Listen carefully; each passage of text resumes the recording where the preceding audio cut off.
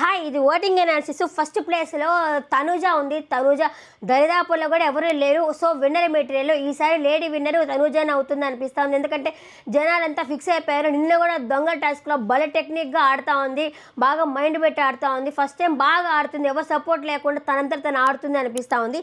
ఇంకా సెకండ్ ప్లేస్లో కళ్యాణ్ ఉన్నాడు. కళ్యాణ్ ఇప్పుడు కొంచెం అమ్మాయికి దూరంగా అయితే ఉన్నాడు. దూరంగా మీన్స్ మాట్లాడుకోవట్లేదు, సరిగా అట్టట్ట మాట్లాడుకుంటా ఉన్నాడు. సో తన ఆట బాగుంటుంది నేను అనుకుంటున్నాను. సెకండ్ ప్లేస్లో కళ్యాణ్ ఉన్నాడు. ఇంకా మూడో ప్లేస్లో సంజన ఉంది. సంజన గల్లాన్ని దొంగతనం చేసే సంజన గల్లాని దగ్గర మిగతా వాళ్ళు దొంగలు కొట్టేశారు.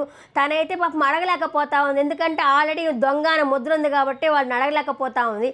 ఫోర్త్ టాస్క్లో అయితే బాగా ఆడుతున్నది. సో దామైతే మూడో ప్లేస్లో ఉంది. ఇంక నాలుగో ప్లేస్లో వచ్చేసి దివ్య ఉంది. దివ్య కూడా కొంచెం మైండ్ పెట్టి ఆడుతూ ఉంది. దొంగల టాస్క్లో కూడా బాగా అయితే 100% ఇస్తూ ఉంది. సో ఆమె అయితే నాలుగో ప్లేస్లో ఉంది. ఇంకా ఐదో ప్లేస్లో వచ్చేసి రీతు ఉంది.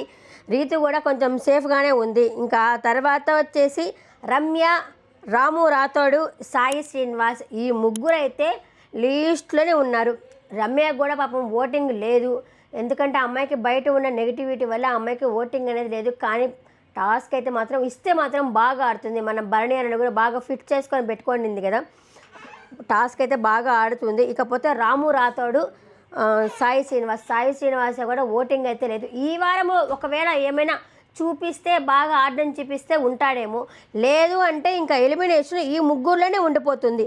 రాము రాథోడికి కానీ, సాయి శ్రీనివాస కానీ, రమ్యకి కానీ ఈ ముగ్గురులో ఎవరో ఒకరు పోవచ్చో నేను అనుకుంటున్నాను. మీ ఫేవరెట్ కంటెస్టెంట్కి మీరు ఓటేసుకోండి అబ్బా.